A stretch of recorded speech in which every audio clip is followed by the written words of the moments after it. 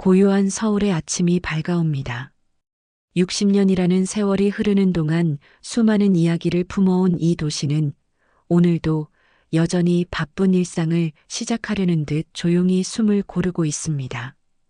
강북의 한 오래된 동네, 나지막한 언덕배기에 자리 잡은 아파트에서 김영숙 여사님께서는 창밖으로 펼쳐지는 도시의 풍경을 말없이 바라보고 계십니다. 영숙 여사님의 하루는 늘 같습니다. 이른 새벽, 아직 여명이 채 가시지 않은 하늘 아래서 따뜻한 보리차 한 잔을 마시는 것으로 시작됩니다. 60년 세월의 흔적이 고스란히 묻어나는 손으로 잔을 감싸주면 온기뿐만 아니라 지난 세월의 추억까지 스며드는 듯합니다. 창밖으로는 저 멀리 남산타워가 희미하게 보이고 아파트 단지 사이로는 부지런히 아침 운동을 나서는 이웃들의 모습이 스쳐 지나갑니다. 자녀들은 모두 출가하여 이제는 적막감마저 감도는 넓은 집에서 영숙 여사님께서는 홀로 잔잔한 평화를 누리며 살아가고 계십니다. 어휴, 또 새로운 하루가 시작되었구먼. 혼잣말처럼 나지막이 중얼거리는 목소리에는 젊은 시절의 활기보다는 삶의 굴곡을 다 겪어낸 이의 깊은 사색이 담겨 있습니다. 벽에 걸린 낡은 달력에는 빼곡히 적힌 자녀들의 생일과 손주들의 재롱잔치 날짜가 눈에 들어옵니다. 그 옆에는 남편과의 결혼 사진이 빛바랜 채 걸려 있습니다. 세월의 흐름 속에서 남편은 먼저 세상을 떠나셨지만 그와의 추억은 영숙 여사님의 마음속에 여전히 따뜻한 온기로 남아 있습니다. 아침 식사를 간단히 마치시고 나면 여사님께서는 늘 하시던 대로 동네 경로당으로 향하십니다. 어르신들이 모여 담소를 나누고 바둑을 두거나 함께 운동하는 모습은 영숙 여사님께 작은 활력이 됩니다. 특히 여사님께서는 일주일에 2번 경로당에서 어르신들을 위한 한글 교실 자원봉사를 하고 계십니다. 늦깎이로 한글을 배우는 어르신들의 진지한 눈빛과 해맑은 웃음은 영숙 여사님께 큰 보람과 기쁨을 선사합니다. 오늘도 경로당은 시끌벅적합니다. 문을 열고 들어서자마자 어르신들의 정겨운 인사가 쏟아집니다. 김 선생, 어서 오십시오. 오늘도 고생이 많으십니다요. 영숙 여사님께서는 환한 미소로 화답하시며 교실로 향하십니다.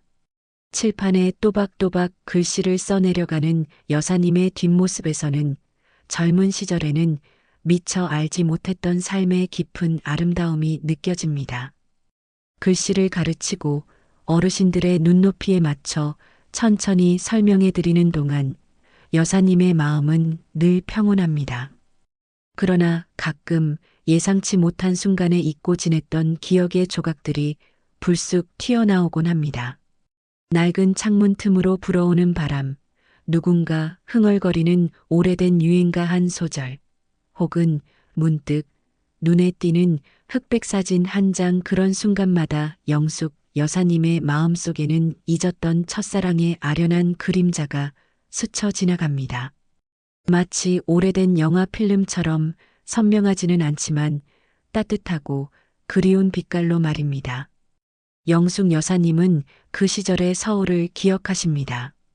지금처럼 화려하지는 않았지만 사람들의 인정이 넘치고 골목마다 아이들의 웃음소리가 끊이지 않던 그런 서울의 모습을 말입니다. 그 안에서 꽃피웠던 풋풋한 사랑은 여사님께서는 애써 잊은 듯 살아오셨지만 실은 가장 깊은 곳에 간직된 보물처럼 영원히 빛을 발하고 있었습니다. 낡은 멜로디와 함께 어느 화창한 오후 한글 교실을 마치고 경로당 휴게실에 앉아 잠시 쉬고 계시던 영숙 여사님의 귀에 익숙한 멜로디가 들려옵니다. 낡은 라디오에서 흘러나오는 노래는 바로 양희은 씨의 아침 이슬이었습니다. 맑고 청아한 목소리로 시작되는 노래는 순식간에 영숙 여사님을 아련한 과거 속으로 데려갑니다. 나지막이 흥얼거리는 노랫말 속에서 영숙 여사님의 눈빛은 점차 아득해집니다. 그 노래는 바로 젊은 시절 박준호 씨와 함께 즐겨 불렀던 추억의 노래였습니다. 수줍게 손을 잡고 명동 거리를 거닐던 날 남산에 올라 서울 시내를 내려다보며 미래를 약속하던 순간들, 그 모든 기억이 마치 어제 일인 양 생생하게 되살아났습니다. 아이고, 이 노래는 정말 오랜만에 들어보는구먼. 옆자리에 앉아 계시던 이웃 어르신 한 분이 나지막이 중얼거리십니다. 영숙 여사님께서는 아무 말 없이 고개를 끄덕이셨습니다. 노래 한 곡이 주는 힘은 실로 대단했습니다. 잊고 살았던 시간의 켜를 한꺼풀씩 벗겨내며 봉인되었던 감정들을 다시금 일깨우는 듯 했습니다. 그때 경로당 게시판에 붙어 있는 포스터 하나가 영숙 여사님의 시선을 사로잡습니다. 청춘 사진전 1960년에서 70년대 서울의 기억. 낡은 흑백 사진들로 가득 채워진 포스터 속에는 빛바랜 서울의 풍경과 그 시대를 살아갔던 젊은이들의 해맑은 모습이 담겨 있었습니다. 왠지 모르게 발걸음이 그쪽으로 향합니다. 포스터를 자세히 들여다보시던 영숙 여사님의 가슴이 쿵 하고 내려앉는 것을 느낍니다. 사진전 홍보 문구 아래에는 이런 문구가 적혀 있었습니다. 그 시절 서울의 젊음을 기록했던 사진작가 박준호의 특별전. 박준호. 그 이름 석자가 영숙 여사님의 심장을 강하게 울렸습니다. 설마 그 준호일까? 아니야, 세상에 박준호라는 이름이 한둘일까? 수십 년이 흘렀는데 그럴 리 없어 애써 마음을 다잡으려 했지만 한번 떠오른 이름은 좀처럼 머릿속을 떠나지 않았습니다. 손끝이 떨려왔습니다. 포스터에 적힌 전시회 장소는 시내의 한 오래된 문화회관이었습니다. 이번 주말까지라는 글귀를 보자 왠지 모르게 서둘러야 할 것 같은 기분이 들었습니다. 마음속 한구석에서 오랫동안 잠들어 있던 그리움이 이제 막 깨어난 듯 꿈틀거리는 것을 느끼셨습니다. 그날 밤 영숙 여사님께서는 좀처럼 잠을 이루지 못하셨습니다. 닫힌 눈꺼풀 속에는 젊은 준호 씨의 얼굴이 어른거렸습니다. 깡마른 몸에 늘 카메라를 메고 다니던 진지한 눈빛의 청년. 늘 무언가를 기록하고 싶어 했고 세상의 아름다움을 포착하고 싶어 했던 열정적인 모습이었습니다. 그의 꿈을 응원하며 그의 옆에 서 있던 자신의 풋풋한 모습 또한 함께 떠올랐습니다. 가슴 한구석이 아릿해왔습니다. 그 시절 서로의 전부였던 두 사람이 어쩌다가 이렇게 오랫동안 서로의 소식을 모른 채 살아오게 되었을까요? 젊은 날의 오해 혹은 시대의 아픔 때문이었을까? 후회와 그리움이 뒤섞인 복잡한 감정이 영숙 여사님의 마음을 휘감았습니다. 다음 날 아침 영숙 여사님께서는 평소보다 일찍 길을 나섰습니다. 어젯밤 내내 뒤척였던 탓에 눈밑은 살짝 어두웠지만 여사님의 발걸음은 그 어느 때보다 가벼웠습니다.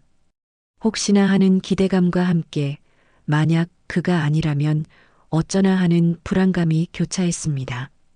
버스는 익숙한 서울의 거리를 달렸습니다. 영숙 여사님의 눈에는 지금의 화려하고 번잡한 서울이 아닌 흑백 사진 속에서 보았던 낡고 정겨운 옛 서울의 모습이 겹쳐 보였습니다. 명동의 낡은 다방, 종로의 레코드 가게, 덕수궁 돌담길 그곳마다 준호 씨와의 추억이 그림처럼 아로새겨져 있었습니다. 문화회관에 도착하자 생각보다 많은 인파가 북적이고 있었습니다. 대부분 영숙 여사님과 비슷한 연배의 어르신들이었습니다. 아마도 그 시절을 기억하는 이들이 아닐까 짐작하며 영숙 여사님께서는 조심스럽게 전시장 안으로 들어서셨습니다. 전시장은 마치 시간 여행을 온 듯했습니다.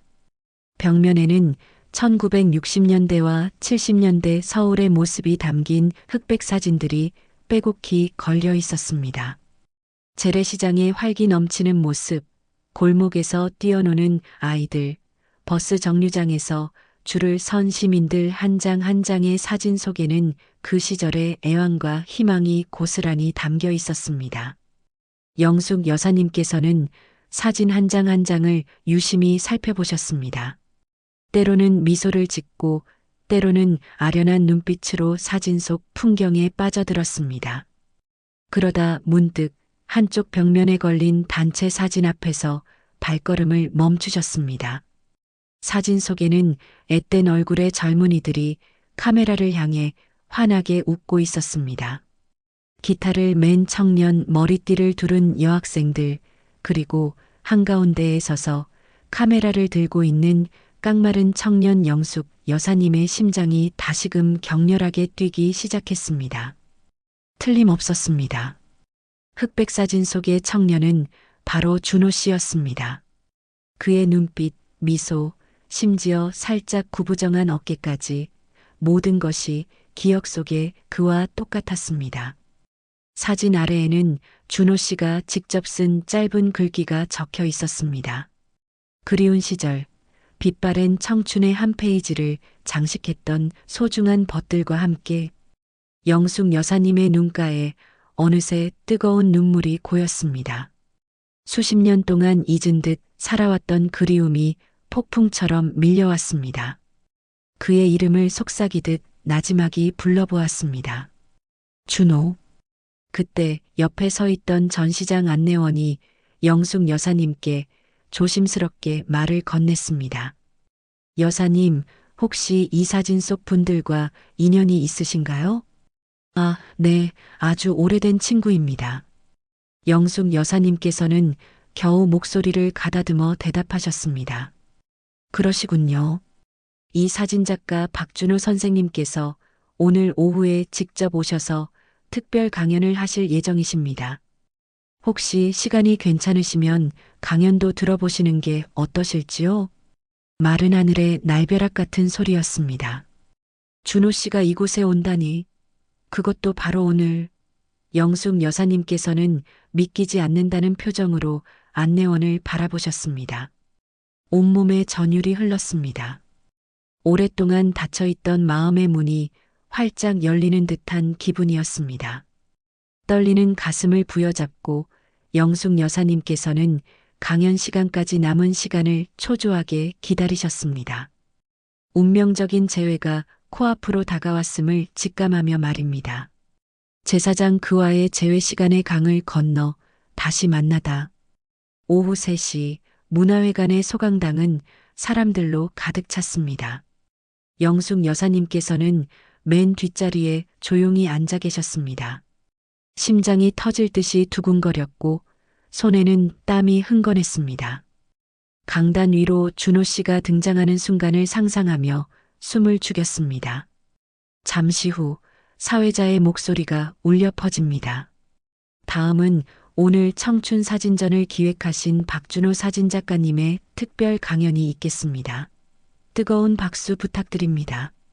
우레와 같은 박수 소리와 함께 드디어 그가 강단 위로 걸어 올라옵니다. 영숙 여사님의 눈은 순간적으로 그에게 고정되었습니다. 세월의 흔적은 그에게도 비껴가지 않았습니다. 머리카락은 하얗게 새고 얼굴에는 깊은 주름이 패어 있었지만 영숙 여사님은 한눈에 그가 준호 씨임을 알아보셨습니다. 늘 카메라를 들고 다니던 그 시절의 깡마른 청년은 이제 어딘가 푸근하고 인자한 모습의 노신사가 되어 있었습니다. 준호 씨는 마이크를 잡고 사람들 앞에 섰습니다. 살짝 떨리는 목소리로 강연을 시작합니다. 안녕하십니까? 박준호입니다. 이렇게 귀한 걸음 해주신 여러분께 진심으로 감사드립니다. 그의 목소리가 귓가에 스며들자 영숙 여사님의 눈가에는 다시금 눈물이 차올랐습니다. 수십 년 만에 들어보는 그의 목소리였습니다. 그 시절과 사뭇 달라졌지만 분명히 준호 씨의 목소리였습니다. 강연 내내 영숙 여사님께서는 준호 씨의 얼굴에서 시선을 뗄 수 없으셨습니다.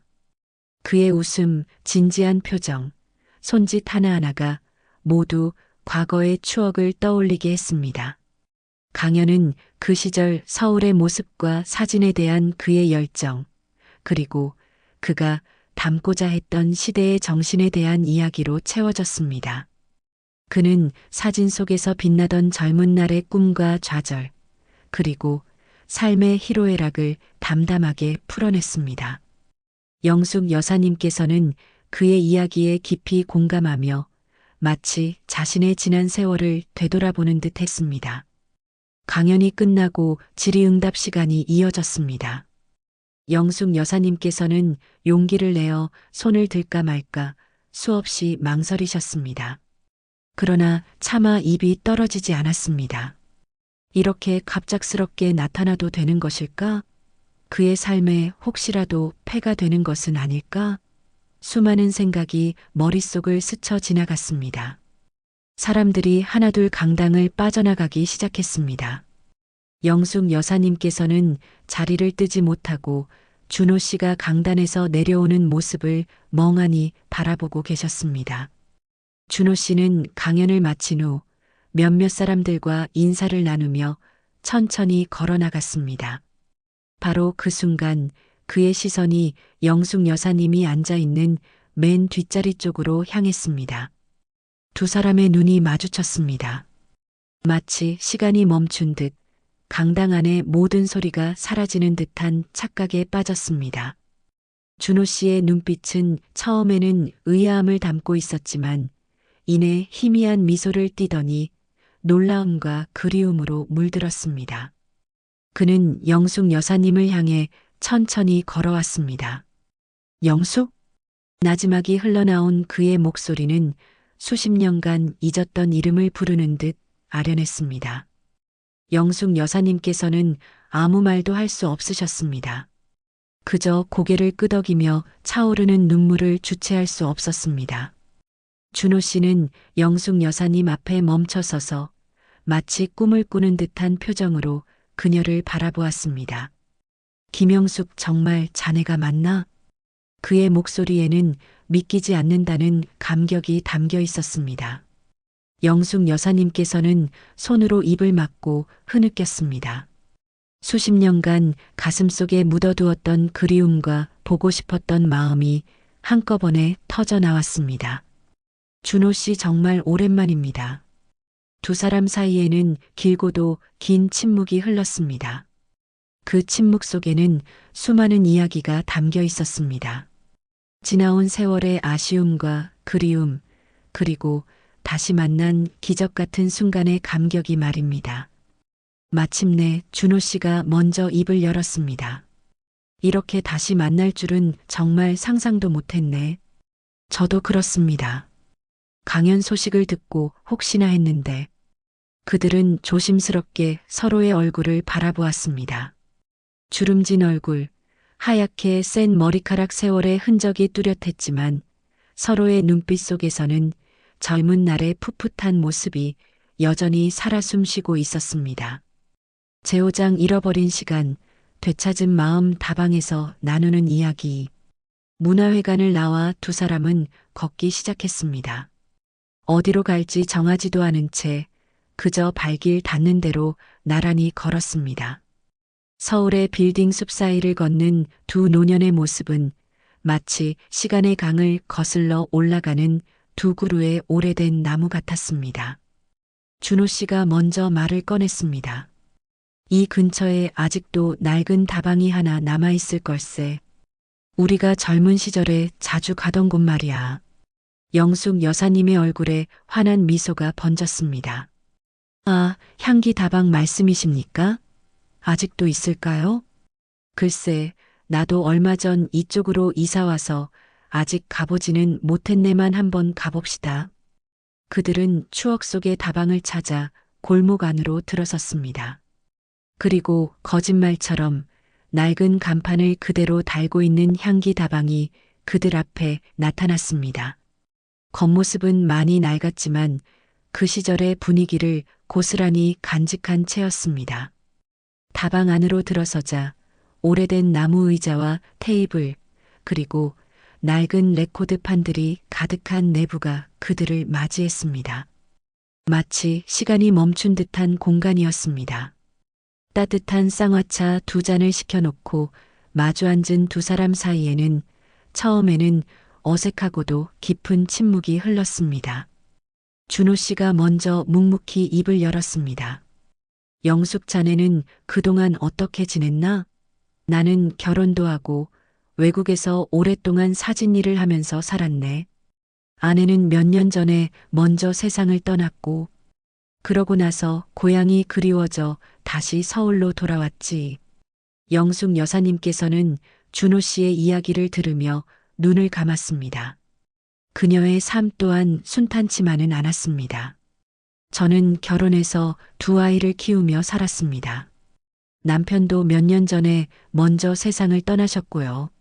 아이들은 다 출가해서 이제는 저 혼자 조용히 지내고 있습니다. 경로당에서 어르신들 한글 가르쳐 드리고 그렇게 하루하루를 보내고 있었지요.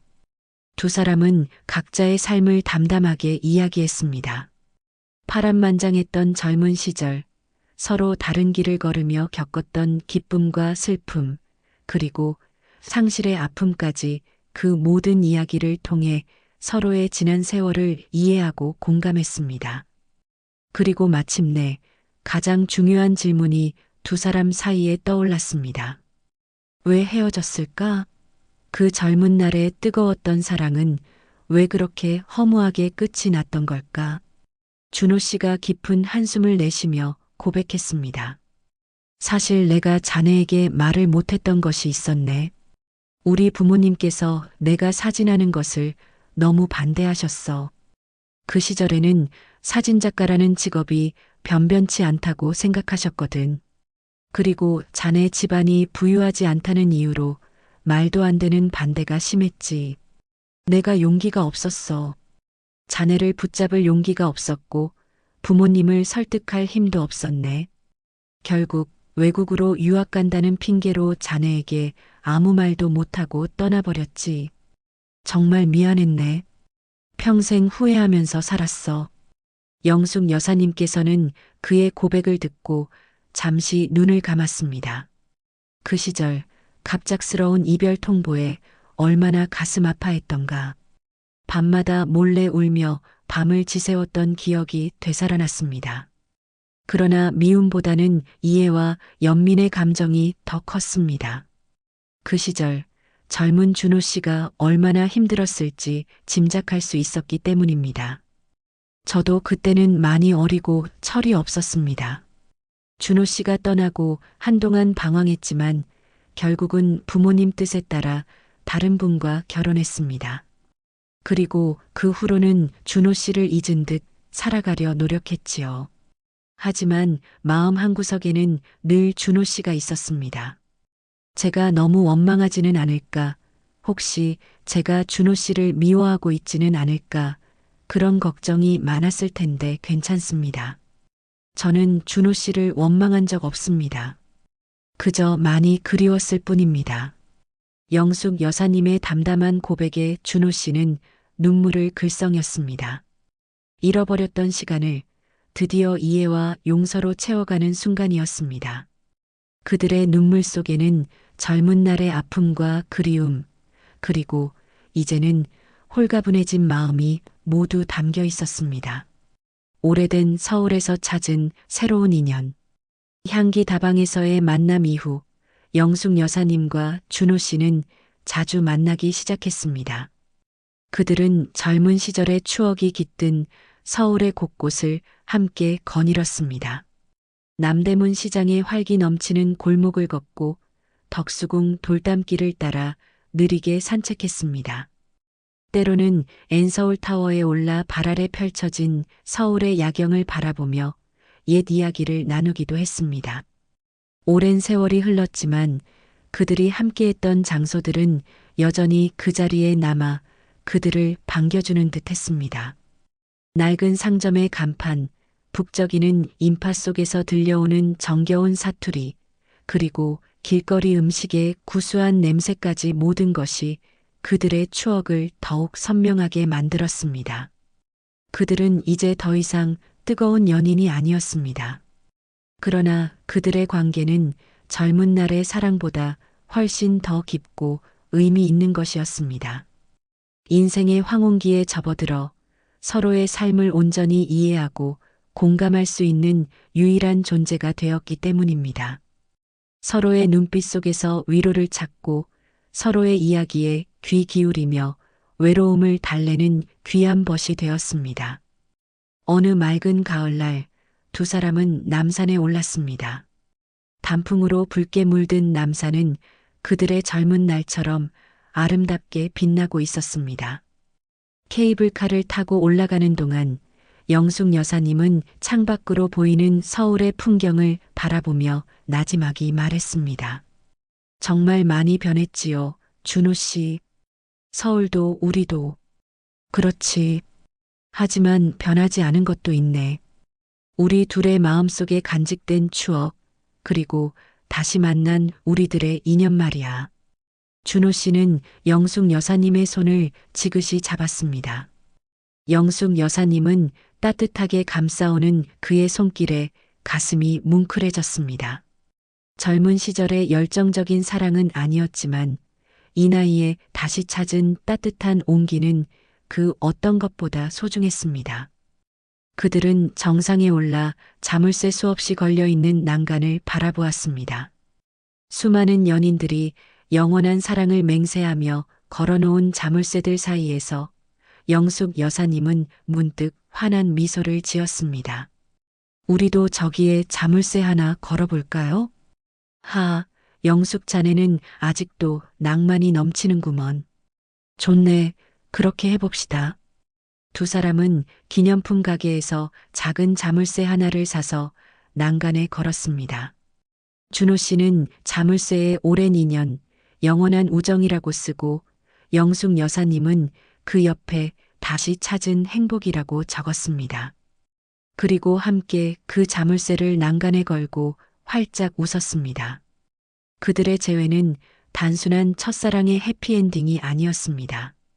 그것은 삶의 굴곡을 다 겪어낸 두 영혼이 서로에게서 위안과 용기, 그리고 새로운 삶의 의미를 찾아가는 과정이었습니다.